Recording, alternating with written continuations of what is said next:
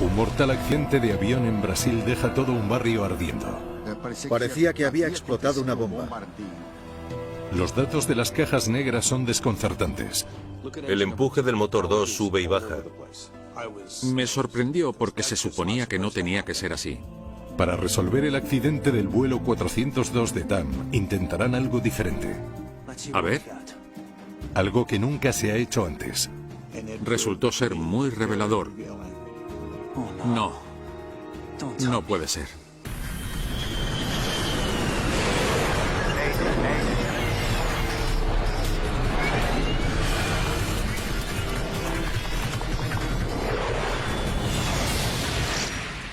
Mayday, catástrofes aéreas.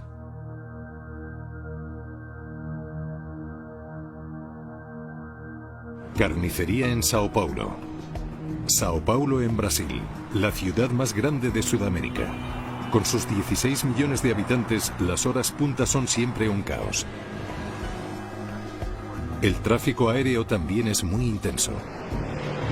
Varios barrios residenciales se concentran alrededor del aeropuerto de Congonhas, uno de los más transitados de Brasil. Jorge da Silva y su familia viven muy cerca de la terminal del aeropuerto. Mi familia y yo siempre hemos vivido en este barrio. Todos, incluso ya de mayores, después de habernos casado y de independizarnos de nuestros padres, nos hemos comprado casas en las inmediaciones del aeropuerto. Más de 500 vuelos salen y entran diariamente de este aeropuerto. Cuando éramos pequeños, ver aviones volando nos daba una enorme sensación de libertad. Nos daban ganas de volar. Ver despegar esos aparatos es algo fantástico. 89 pasajeros se preparan para realizar un viaje corto de Sao Paulo a Río de Janeiro. Van a volar con TAM Líneas Aéreas, una aerolínea brasileña que acaba de ganar un premio como mejor empresa de vuelos regionales y quiere que todo el mundo lo sepa. El número 1 pintado en el avión era parte de una campaña de publicidad que TAM estaba llevando a cabo en ese momento para promocionar su empresa y sus aviones. Sin problema, pero tengo que colgar. Estoy en el avión. Regina Lemos es una periodista brasileña. Se dirige a Río para cubrir un evento de moda. Mi hermana fue una persona muy destacada en su profesión. Había sido editora en la revista Marie Claire y estaba trabajando para lanzar una nueva revista. Viajaba mucho, cubría muchas historias, hacía reportajes, entrevistas. Buenos días, ¿qué tal? Genial.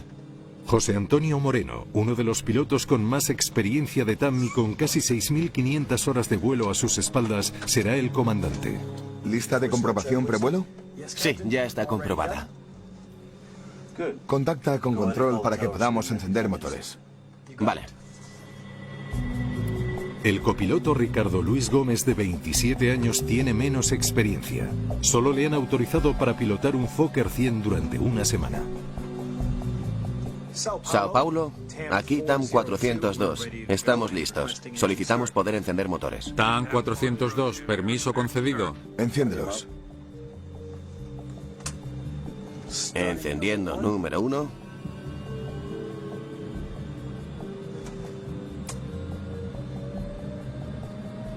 Encendiendo número 2. Este avión de corto alcance cuenta con 2 motores Rolls-Royce.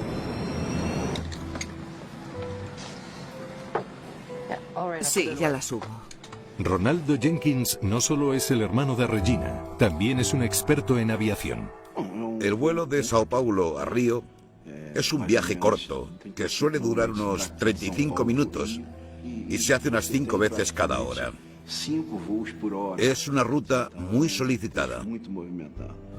TAM 402, despejado para despegue, pista 17 derecha. Bien, vamos allá. Empuje de despegue. Son las 8:26 de la mañana. El vuelo 402 se pone en marcha. Cuando nos desplazamos por la pista, aceleramos hasta llegar a un punto que denominamos V1. En ese momento llegamos a una velocidad a la que los pilotos tomamos la decisión o bien de abortar el despegue o bien continuar avanzando por el tramo de pista que nos queda.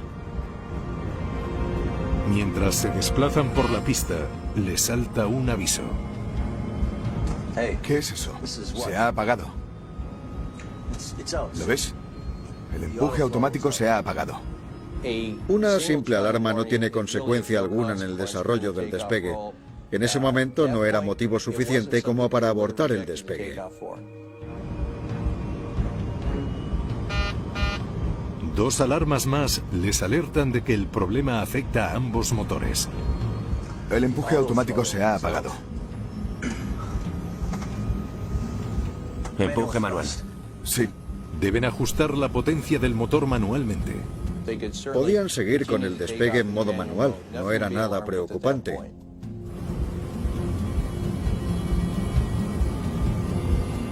V1. Rotación.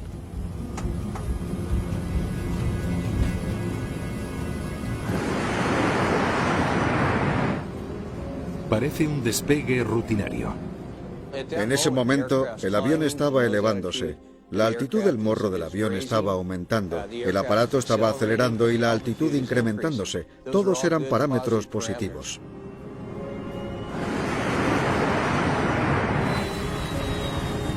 ¡No, no! De repente, a apenas 15 metros de altura, el avión gira peligrosamente a la derecha. El comandante debe estabilizarlo rápido. No podía haber pasado en un momento menos oportuno. El avión empezó a perder potencia. La velocidad comenzó a disminuir. La velocidad es vida. Las consecuencias de un fallo así pueden ser críticas para la vida.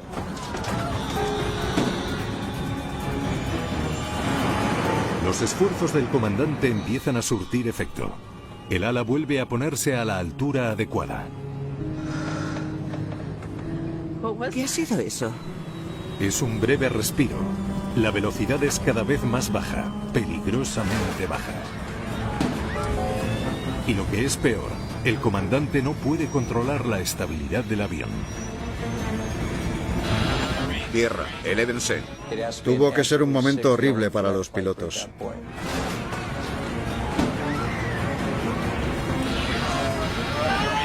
Tierra, elévense.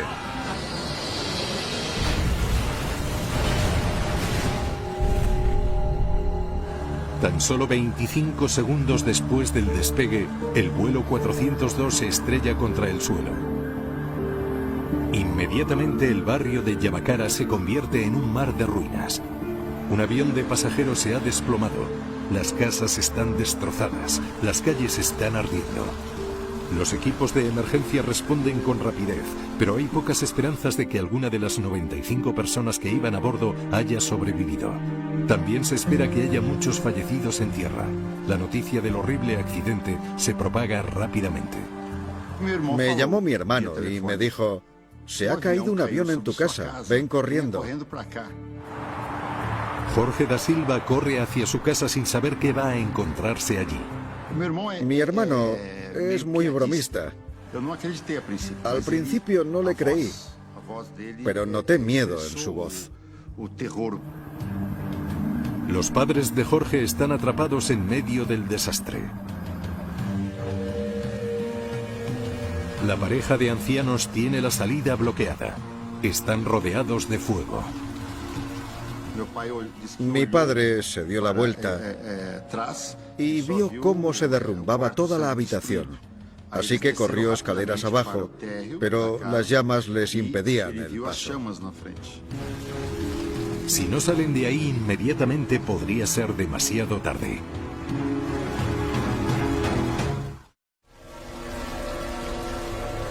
Jorge da Silva llega a casa y ve una escena de total devastación. Su barrio está ardiendo y no sabe si sus padres están vivos o muertos. ¿Has visto a mis padres? Parecía que había explotado una bomba. Había fuego por toda la calle, las llamas eran muy altas y había humo y metales torcidos por todas partes. Fue horrible. Es algo que solo se ve en las películas de guerra. El combustible del avión ha provocado un auténtico infierno. Había una especie de río de fuego, una enorme fila de coches ardiendo que recorría toda la calle. Costaba creer que fuera real. Parecía imposible que estuviera pasando de verdad. Los da Silva logran escapar por la puerta trasera de su casa y logran reunirse con su familia. Estoy bien. Fue un momento muy emotivo. Es difícil de describir. En poco tiempo pasé de pensar que les había perdido, que estaban muertos, a encontrarlos sanos y salvos. Fue como volver a nacer. Fue fantástico. Otras personas no tienen tanta suerte. Muchos de los vecinos de Jorge están heridos, 4 de ellos de gravedad. El impacto ha acabado con la vida de las 95 personas que iban a bordo del avión.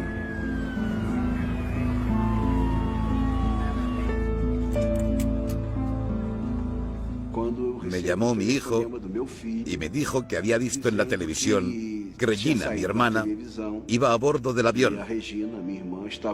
Yo sabía que no había habido supervivientes. Ahí supe que mi hermana había fallecido. Poco después del accidente, una compañía de seguros le pide a Jenkins que lo investigue. La muerte de su hermana le impide aceptar ese trabajo. Tuve que llamar a la compañía de seguros para decirles que no podía aceptar el encargo, porque estaba emocionalmente muy relacionado con el caso. La enormidad del accidente conmociona a todo el país. Es el peor desastre aéreo de la historia de Sao Paulo. Esta tragedia fue un acontecimiento crítico en la historia de Brasil, porque sucedió en una ciudad, en la ciudad más grande del país, y afectó a todo el mundo. Los investigadores de accidentes aéreos de las Fuerzas Aéreas brasileñas llegan al lugar del siniestro. Carlos da Conceição es el jefe del equipo. Cuando llegué, la escena era de devastación total. El avión cayó sobre todo lo que había en la calle. Casas, coches, todo. Era como una zona de guerra. Enseguida se da cuenta de que el accidente podría haber sido mucho más devastador. Al menos los niños estaban en el colegio. El vuelo 402 se estrelló a menos de 100 metros de un colegio de educación primaria en el que había 800 alumnos. Me sorprendió mucho que las calles estuvieran tan vacías y que hubiera tan pocas víctimas en tierra. Por alguna razón inexplicable, en ese momento no había mucha gente en la calle. Tomaos vuestro tiempo, no podemos pasar nada por alto. Recuperar todos los restos del avión será un proceso largo y pesado, pero para los investigadores es un paso crucial. Lo primero que había que hacer era encontrar todas las partes del avión. Los 2 motores, el tren de aterrizaje, el ala derecha, el ala izquierda, la cola. ¿Estaban todos los restos del avión ahí? ¿O se habría fragmentado antes del impacto? Había que empezar a armar el rompecabezas. En casa de los padres de Jorge da Silva, los investigadores encuentran algo increíble. El tren de aterrizaje se ha estrellado contra el tejado de la casa y ha acabado incrustado en la cama. Es un milagro que sobrevivieran. Después me enteré de que el tren de aterrizaje pesa unas 2 toneladas. Si mis padres hubieran estado en la cama, los hubiera matado. Finalmente, encuentran todas las partes importantes del avión en el lugar del accidente. Esto es de la cabina. Vale, parece que está el avión entero aquí. Saber que el avión no perdió ningún componente mientras volaba es muy importante. Sabíamos que el avión despegó de forma controlada, pero que no llegó a elevarse lo suficiente. El primer culpable en estos casos suele ser la pérdida de empuje. Da Conceição examina los motores Rolls-Royce en el lugar del accidente buscando algún indicio de fallo. Pero los daños provocados en el interior de ambos motores indican que estaban girando a gran velocidad cuando se estrellaron contra el suelo. Estos motores funcionaban perfectamente. Descartar una posible causa siempre sirve para dar un paso en la dirección correcta, pero los investigadores necesitan obtener más pruebas para poder centrarse en la causa del accidente del vuelo 402. Vamos a colocarlo todo allí. Que no se acerque nadie, por favor. Muchos curiosos abarrotan el lugar del accidente donde 99 personas han perdido la vida. La ciudad declara 3 días de luto. El presidente de Brasil promete revisar la seguridad de todos los aeropuertos de la ciudad. La presión para obtener respuestas es enorme. Era la primera vez que investigaba un accidente así y fue muy complicado. Entonces, ¿volaba así o así?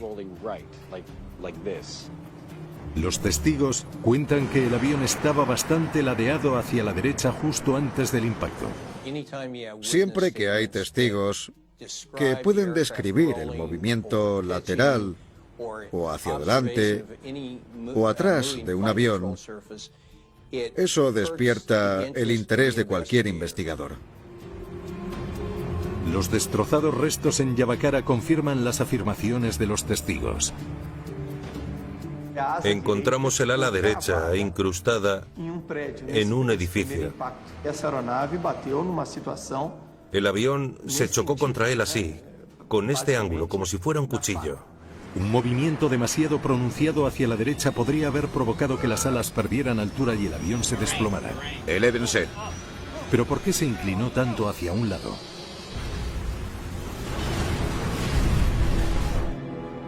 Los investigadores se preguntan si habría algún problema con las superficies de control del aparato, los flaps y slats que los pilotos deben extender durante el despegue. Que no los hubieran desplegado correctamente explicaría la mortal trayectoria del vuelo 402. Tierra. Sabemos que el hecho de no desplegar bien los flaps o no configurar el aparato correctamente para el despegue ha causado muchos accidentes. Se centran en el mecanismo que extiende y repliega los flaps. Unas precisas mediciones deberían indicarles si los pilotos de TAM cometieron un error fatal. Los resultados que obtienen descartan esa posibilidad. 8 grados, justo como debían estar. El avión estaba correctamente configurado. Descártalo, 8 grados. No nos sirve. Los investigadores deben seguir buscando. Hola, revisad sus historiales. Quiero saber todo lo que hicieron sus últimas 24 horas. ¿Estaban bien formados? ¿Habían descansado? ¿Llevaban muchas horas sin comer? Siempre hay que averiguar todo aquello que hace que la interacción entre el hombre y la máquina funcione correctamente y saber qué pasó antes del accidente. Los historiales están limpios. Analizan exhaustivamente los historiales de los pilotos, pero no encuentran nada. Habían descansado bien y estaban lo suficientemente cualificados para pilotar el avión. Un buen investigador debe buscar todas las pruebas que estén a su alcance e irlas uniendo como si fueran las piezas de un rompecabezas hasta que se ajusten a la hipótesis, en vez de que la hipótesis se ajuste al fallo. Los investigadores esperan que las cajas negras ayuden a resolver parte del misterio. Esta está bien. La grabadora de voz de la cabina de mando tiene buen aspecto, pero el registrador de datos de vuelo que almacena todas las operaciones de los sistemas del avión está muy quemado. Ojalá no esté tan mal como parece.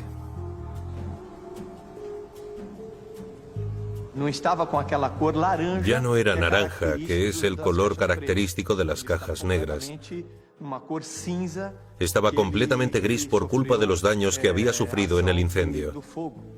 Yo estaba impaciente y muy preocupado por saber si los datos habían sobrevivido o no.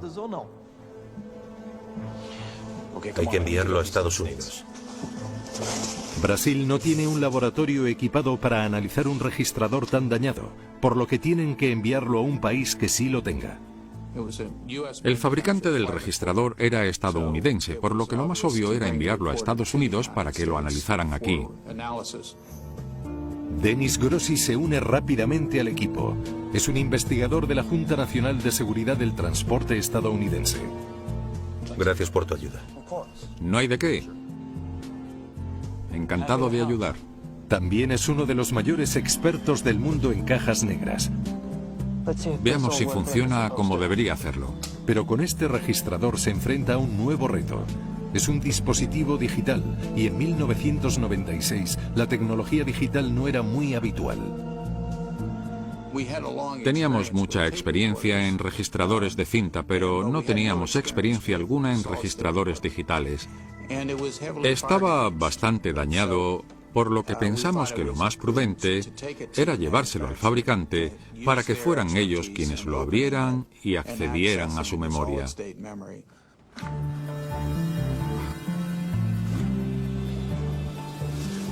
Vale, vamos allá. Los datos contenidos podrían ser claves en la investigación. Con cuidado. Pero recuperarlos no es fácil. Siempre tienes las mismas dudas. ¿Estará destrozado o habrá sobrevivido? ¿En qué estado estarán los datos? ¿Vamos a volver con las manos vacías o lograremos unas pruebas importantísimas?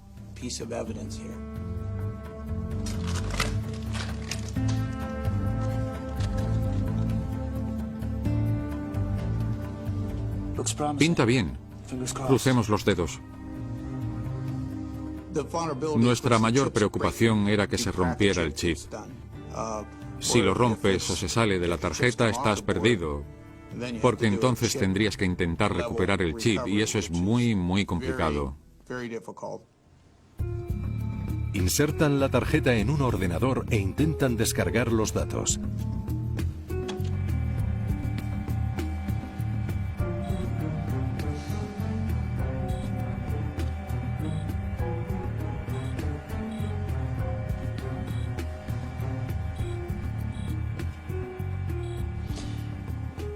¿Siempre tarda tanto?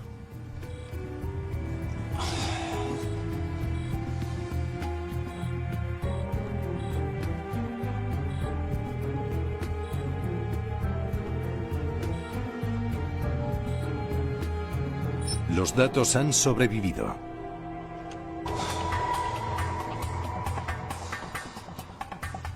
Siempre hay que tener fe.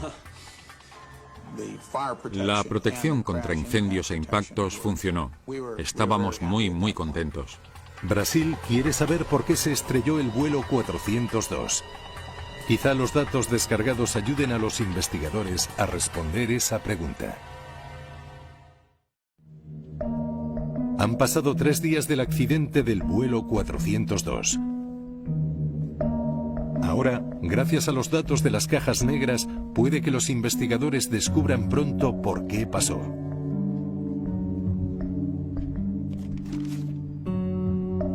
El registrador ha almacenado docenas de parámetros del vuelo del Fokker 100.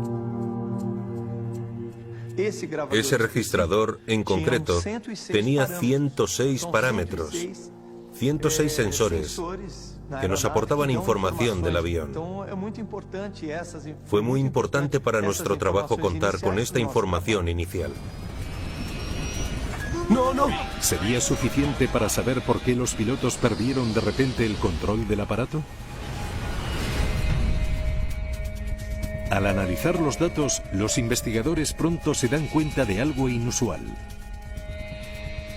Mira el motor número 2, el empuje sube y baja.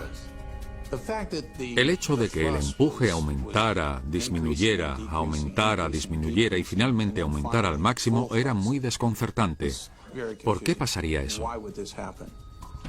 Tras fluctuar varias veces, el motor alcanzó su potencia máxima, la configuración habitual en un despegue. No estaba claro por qué había sucedido eso. ¿Sería por un fallo de algún sistema automatizado o sería por algo que hubieran hecho los pilotos? ¿Puedes descargar todos los datos de los inversores de empuje? Hay otro parámetro que los investigadores ansían saber. ¿Vio algo moverse en la parte trasera del motor? Un testigo afirma haber visto cómo uno de los inversores de empuje del avión funcionaba aún después del accidente. Los inversores de empuje son unas cubiertas que se despliegan al aterrizar para que los gases de escape de los motores cambien su flujo hacia adelante, reduciendo la velocidad del aparato. Nunca se usan en pleno vuelo. Vieron cómo las cubiertas se abrían y se cerraban, se abrían y se cerraban y finalmente se abrían. Fue una sorpresa enorme para todos, porque los inversores son frenos aerodinámicos que solo se usan para aterrizar. ¿Por qué se habrían desplegado durante el despegue? Que un inversor de empuje se desplegara en pleno vuelo explicaría perfectamente la violenta inclinación que acabó con el vuelo 402. Para los investigadores, los relatos de los testigos no son suficientes. Necesitan pruebas claras. Pronto las encuentran en los datos de vuelo. Ahí. Justo después del despegue, el inversor derecho se movió hacia adelante y atrás 2 veces, para después quedarse desplegado, una posición muy peligrosa. Ni siquiera debería ser posible. Me sorprendí mucho porque se supone que eso no debería pasar, y menos en un momento crítico como el despegue. El sistema de los inversores de empuje incluye una medida de seguridad que impide que se desplieguen accidentalmente en pleno vuelo. Las ruedas del avión deben estar en tierra firme para que las cubiertas puedan abrirse. Existe el llamado interruptor de peso sobre rueda, que se presiona una vez el avión ha tocado tierra. En ese momento permite a los pilotos desplegar manualmente los inversores de empuje. Están diseñados así. Aerolíneas de todo el mundo vuelan con aviones Fokker. Si cuentan con un fallo de diseño en el sistema de los inversores, las vidas de miles de pasajeros podrían estar en peligro. Es extremadamente importante que las aerolíneas sean conscientes de cualquier tipo de fallo para tenerlo en cuenta a la hora de operar con su flota. American Airlines y US Airways volaban mucho con los F-100. Era importantísimo que esa información se extendiera a aerolíneas por todo el mundo. Los investigadores comprueban los accionadores que mueven los inversores en busca de alguna avería que pudiera explicar por qué uno de ellos se abrió en pleno vuelo. Pero no hay ningún signo de avería. El movimiento de los inversores de empuje fue un gran misterio al principio. También comprueban el sistema electrónico que detecta cuando un avión ha tocado tierra. Deben comprobar todos los circuitos. Ese exhaustivo trabajo acaba valiendo la pena, ya que detectan un sensor defectuoso.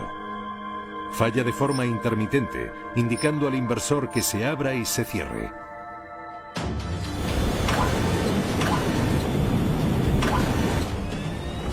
El caos invadió la cabina de mando.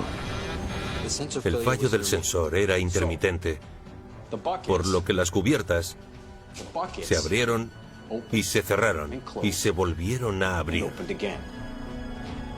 Cada vez que las cubiertas se abrían o se cerraban, eso provocaba un movimiento distinto del aparato, un movimiento que el piloto tenía que contrarrestar.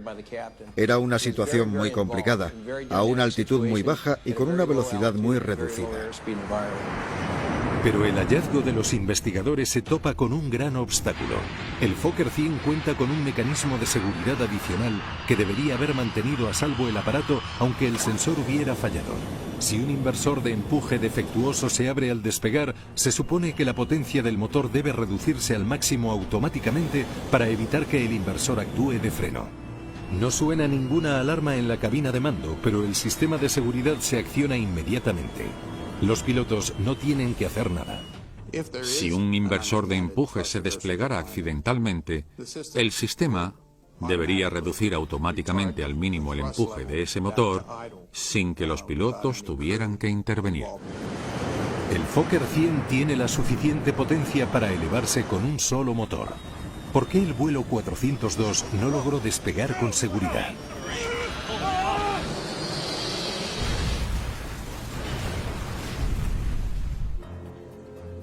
Adelante, por favor. Quizá la grabación de la cabina de mando sea la única esperanza de los investigadores para obtener la respuesta. Vamos allá.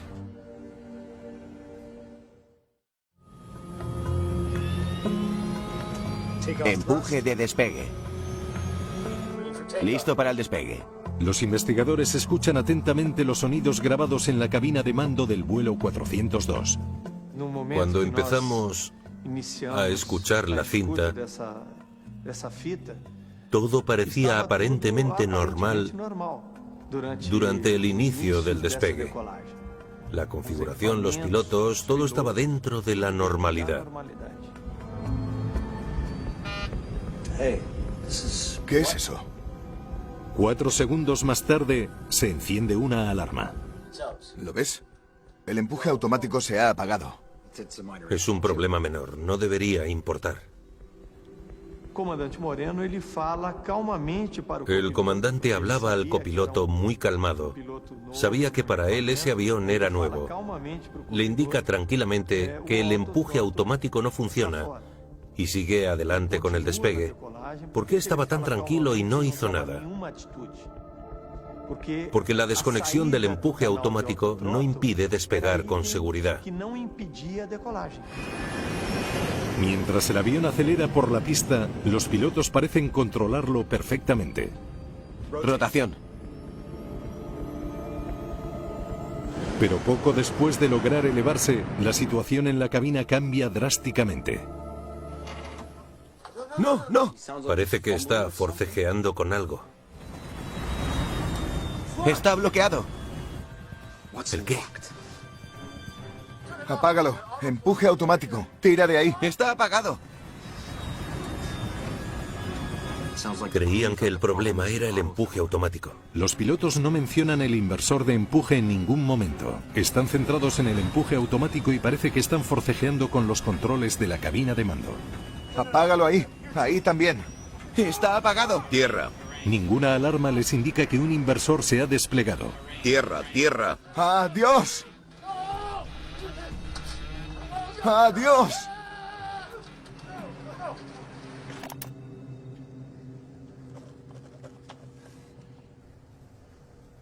No tenían ni idea de lo que estaba pasando.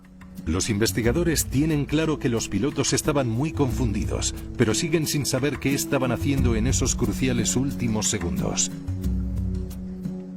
Siempre quieres saber qué pasó para que no vuelva a pasar nunca. Para hacerse con una imagen más clara de lo sucedido, Denis Grossi intenta algo nuevo.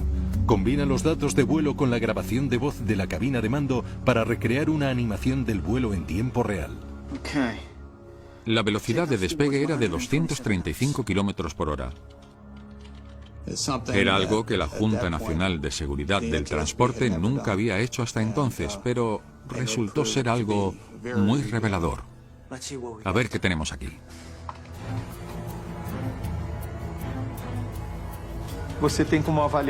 Así se puede evaluar segundo a segundo lo que pasó durante el accidente y eso ayuda mucho a recrear lo sucedido. La nueva animación revela un asombroso detalle sobre cómo reaccionaron los pilotos cuando el inversor se desplegó. No, no, no. Está bloqueado. Páralo. Ahí debió de moverse la palanca de empuje. No, no. La automatización lo dejó al mínimo, como tiene que ser.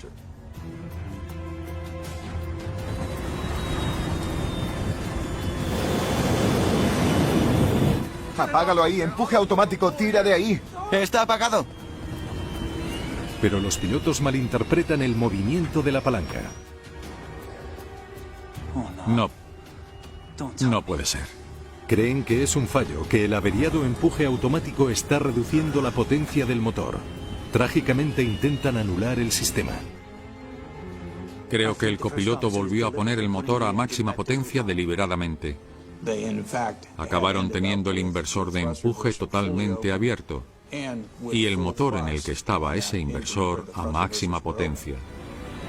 Apágalo ahí. Ahí también. Está apagado. Con un motor a máxima potencia y el otro con un inversor totalmente desplegado, el avión pronto se inclina en un ángulo mortal. Tierra, tierra, elévense. Elévense. Cuando pusieron el motor a máxima potencia, se acabó todo. La animación revela que las acciones de los pilotos jugaron un trágico papel en el accidente del vuelo 402. Pero también plantea nuevas preguntas. ¿Por qué estaban tan confundidos ante un sistema automático diseñado para ayudar a mantener a salvo el avión?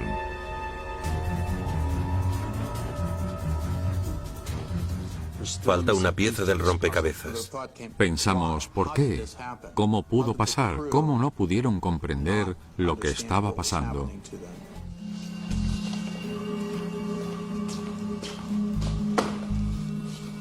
Veamos cuánto tiempo se formaron para algo así.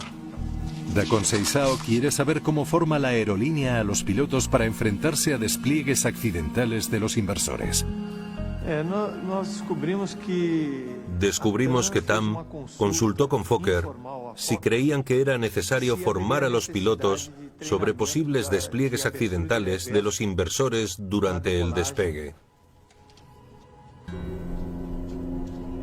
La respuesta de Fokker es una pieza clave del rompecabezas. Era tan poco habitual que decidieron no formarles.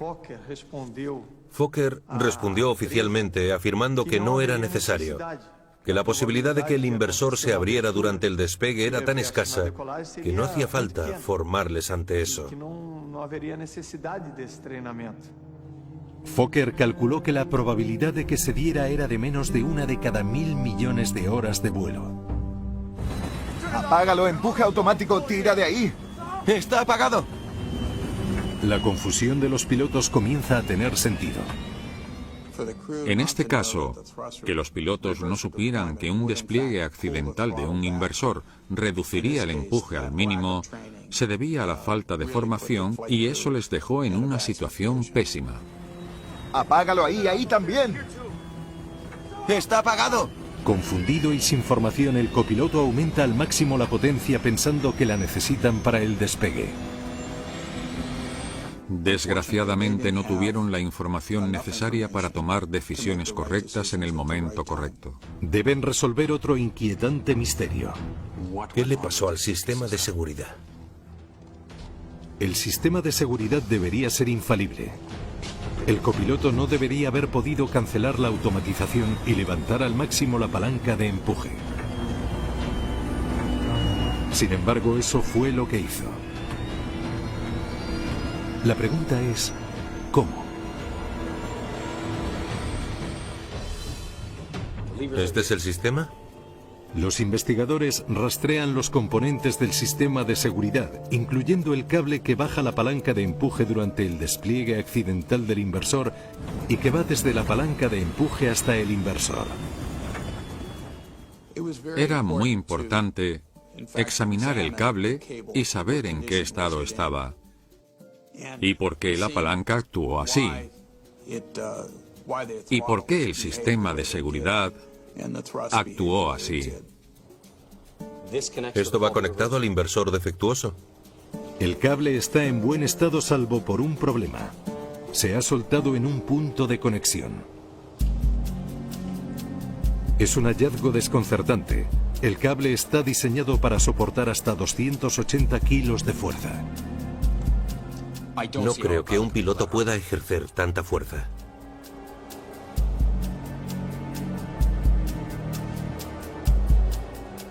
Vamos a hacerle una prueba. Quiero probar algo. Los investigadores deciden hacer una prueba con un cable idéntico.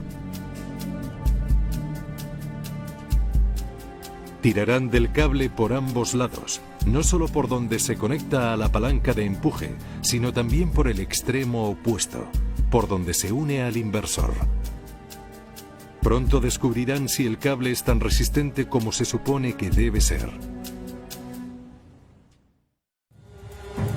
El cable del sistema de seguridad del Fokker 100 se tensa al tirar de él cada vez con más fuerza. Pero al alcanzar los 400 kilos de fuerza, no puede aguantar más.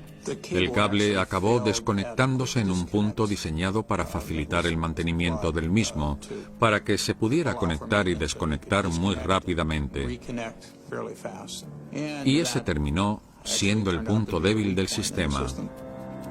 A pesar del punto débil, el cable ha aguantado más fuerza de la que jamás podría haber ejercido el copiloto.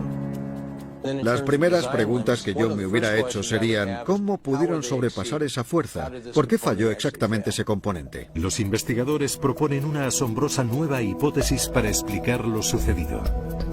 Todo empezó con un fallo eléctrico. Un sensor defectuoso desactiva el bloqueo del inversor del motor derecho.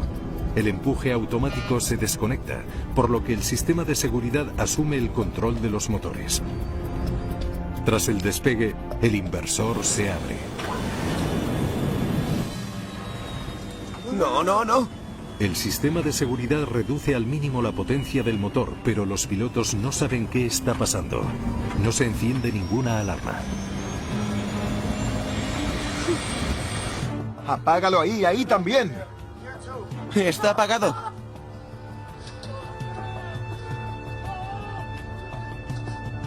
Dios. El sistema de seguridad bajó la potencia del motor 3 veces y 3 veces el copiloto la aumentó al máximo. Los investigadores concluyen que cuando la palanca de empuje baja al mínimo por última vez, el copiloto la sube y la mantiene subida con todas sus fuerzas. Es una respuesta instintiva. El objetivo es lograr que el avión suba lo máximo y vaya a la máxima velocidad posible. Con la información que tenían estos pilotos, me atrevería a decir que el 99% de los profesionales en su misma situación hubieran actuado igual. La siguiente vez que el inversor se desplegó, el copiloto estaba empujando la palanca hacia arriba, mientras que la automatización empujaba en dirección opuesta. Esa combinación de fuerzas fue mucho mayor de lo que los diseñadores jamás habrían previsto. Eso hizo que el cable se soltara. Uno de los inversores de empuje estaba completamente desplegado. Uno de los motores contaba con un empuje inverso y otro con un empuje hacia adelante. El avión se inclinó violentamente hacia la derecha. El comandante lucha por estabilizar el aparato, pero sus años de experiencia no son suficientes. En el momento en el que se rompió el cable, el accidente fue inevitable. Tierra, tierra, elévense. Elévense. En ese momento no tenían ninguna posibilidad. Hicieron todo lo que pudieron.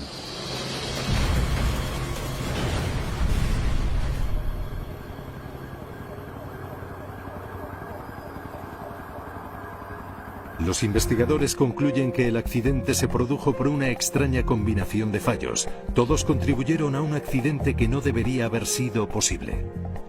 Lo primero que aprendimos de esta investigación es que no existe nada que esté exento de fallos.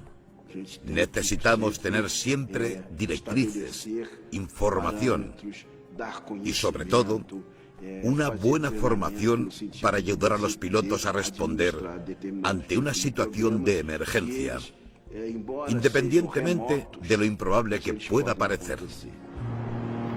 Tras el accidente, TAM Líneas Aéreas amplió la formación para enseñar a los pilotos cómo reaccionar ante un posible despliegue del inversor durante el despegue. Fokker mejoró el sistema del inversor de empuje. También modificaron las alarmas de la cabina de mando para alertar a los pilotos en caso de despliegue accidental. Una investigación de la que no se aprende nada no tiene valor alguno. La importancia es seguir aprendiendo y mejorar todo lo que podamos. Siempre que investigamos un accidente, el objetivo es comprender por qué. Queremos garantizar que un accidente así no suceda nunca más.